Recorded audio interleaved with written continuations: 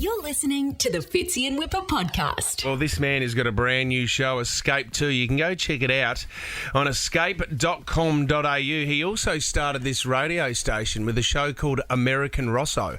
American?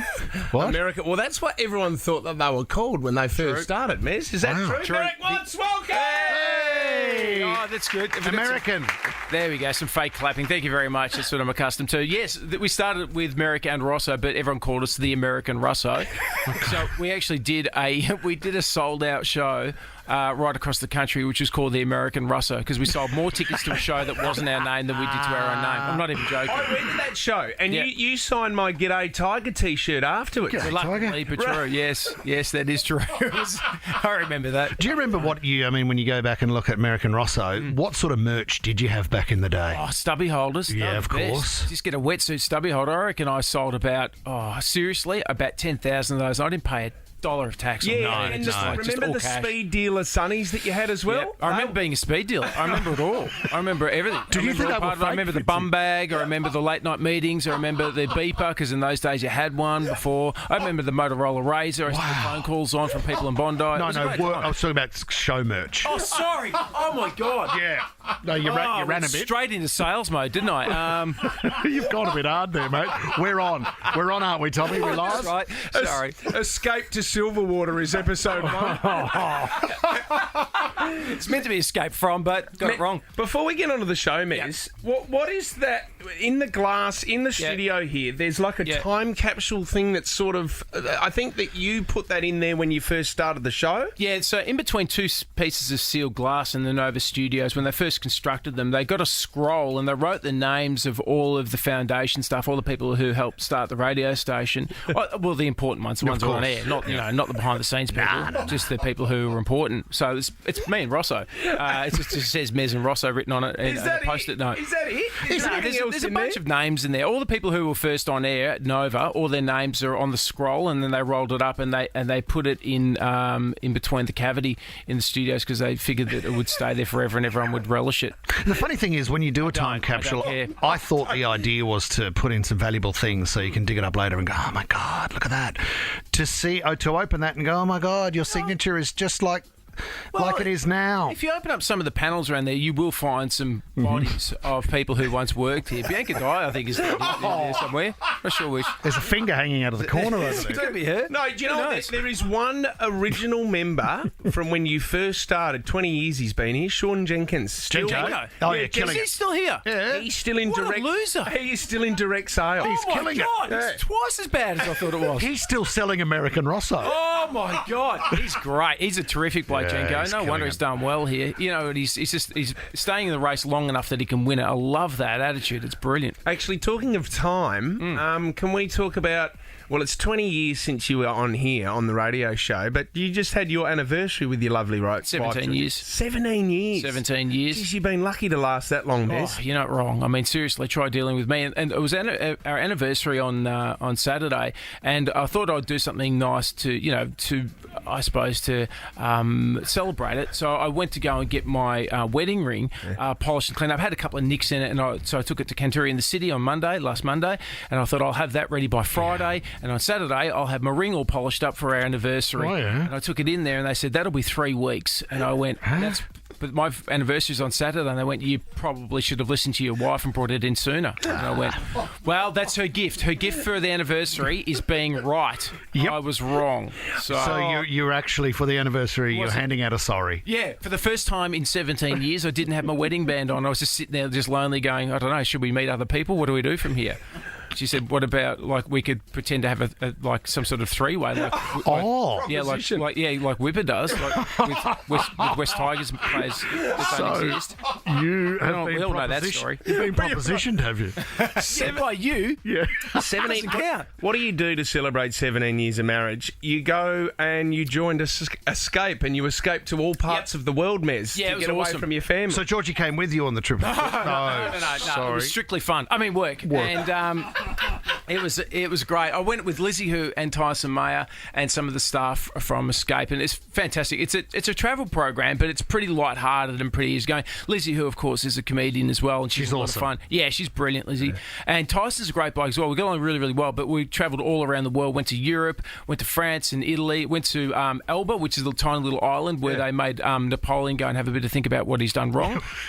And he said, I reckon it was dictating, and they went, correct. And they went, are you going to stop now? And he goes, no, I'm not. I'm not actually going to stop. I'm going to go back and have another crack. Yeah. So went to some really interesting places there and also places around Australia. I love the Northern Territory, went there.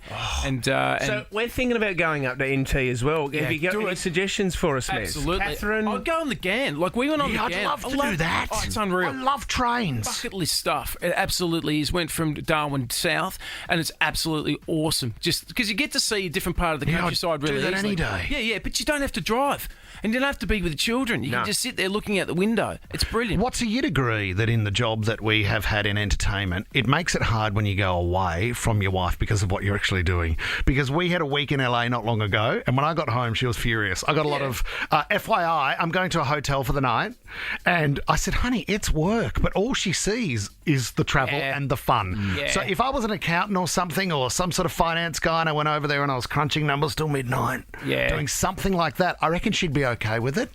Yeah, but that's because it's like everything. It's like Instagram. Everyone always sees the prettiest pictures. Yeah. They don't see all the hard work and toil that doesn't exist when I'm flying in business class. Do you know when I'm on Singapore Airlines, what a wonderful airline they are too. Have you flown business class on Singapore Airlines? Amazing. I have so many times. Really? Oh, to Europe, to Asia, so that's hard everywhere. Work. It's amazing. That is hard work. You know what I do? I just recline the seat until it's an actual bed. Yeah. Then I pull my actual doona over me, and I have a glass of French champagne, and I think about what I've done right in life. That's what I do. And then I come home and I tell my wife about it. I go, oh, bloody business class. Do you know how many movies I had to watch? 3. I had to watch 3 new releases drinking champagne. I had 4 meals. Anyway, how are the kids? I meant to say, how are you holding up, all right? Oh, they're crook again, are they? See, that's my butler. I feel like an ice cream. That's work, Mez. Where's my button? Have I got a bell? Mez, this is amazing. Because I remember when I first started here, I did 2 weeks work experience with you, Mez. Remember that? And Marto was the sports guy. That's right, Marto. Yeah. Marto's a terrific bloke. Can I just say as well, Merrick and Rosso were the words, because I never really got into my red wine, and I just thought, I've made it, because you took me out for lunch as a work experience kid, and I tried Rockford basket press Shiraz for the very first time, and it changed my life. You're still drinking it? I still drink it. I've had a couple this morning just to fire up. Because the car park. Didn't Merrick and Rosso have a bottle of wine? We did. You did Dodgy Plonk. Yeah, we skinned our own labels with a wine called Dodgy Plonk. And then about probably 10, 15 years after we skinned those labels, I had a bottle of it. And then I was resuscitated. It was very bad. It was a very bad wine. Just before you go, the story... Am I going already? No, wow. Can you please tell everyone the story of... You got into quite a bit of trouble here at Nova when you bought Bubbles the monkey. Michael Jackson's monkey. Without telling Nova that you had bought the monkey for $10,000. Can you tell everyone what happened? I forgot about that because there's so many stupid things I've done. So Michael Jackson had a monkey called Bubbles. It was a chimpanzee, not a monkey. But anyway... He had it, and it was living tragically in a zoo or something like that in America. And somebody wanted to get rid of it, and they wanted to sponsor something like that. And it was early in the morning, and it was 5 a.m. And I just went, we need some leadership here, just as a refreshing change. And so I made a decision that I would buy Bubbles on a phone call. I rang America, and I said, you got that chimpanzee? And they went, yeah. And I go, it's Michael Jackson's, isn't it? And they went, yeah. And I went, well, hey, have you got Macaulay Culkin? Because I'll take a 2 for 1. And they went, no, sorry, the Milky Bar Kid is cooked, but we can give you the chimp. And I said, a hairy one in the corner. And I said, I will take it. And for $10,000. And I remember thinking, I have absolutely nailed radio today. Like, I swear to God, if there's not a ticker tape parade out the front of me to me today, there is something wrong with the station. I got Bubbles. And sure enough, there's something wrong with the station because I walked out and Dean Buchanan, my boss, said, what the F have you just done? Who do you think you are? Did you just buy a monkey? And I said, Dean, calm down. It's a chimp. I'm not an idiot. Why would I spend $10,000 on a monkey? It's barely a primate. Seriously, know the difference. One has a tail, one does not. I bought the one without the tail. I bought the one with the diaper. Haven't you seen Planet of the Apes? But that wasn't exactly. smart. Exactly. That wasn't the issue, monkeys Mez. there. Wasn't the wasn't issue? the issue? No. His issue was the $10,000 of the money that I'd spent Right. without checking with anyone in the company. So what was the fallout? Did you have to put up the 10K? No, I was around for a little bit longer, and then I wasn't around anymore. I don't think there was any fallout because there's no correlation. I don't know what happened. We're reminded of you every day in the time capsule. Yeah, you know the funny thing is there is actually a chimpanzee on the other side of the panel as well. It's just scratching away there. It's probably gone Bubbles. It's probably quite petrified right now. Bubbles. If you want to go check out Escape 2 and get some great ideas of travelling overseas, go to escape.com.au. Love you, Mez. Thanks for coming in. I think that whole conversation made sense. Thanks, Watsy. You're listening to the Fitzy and Wippa podcast.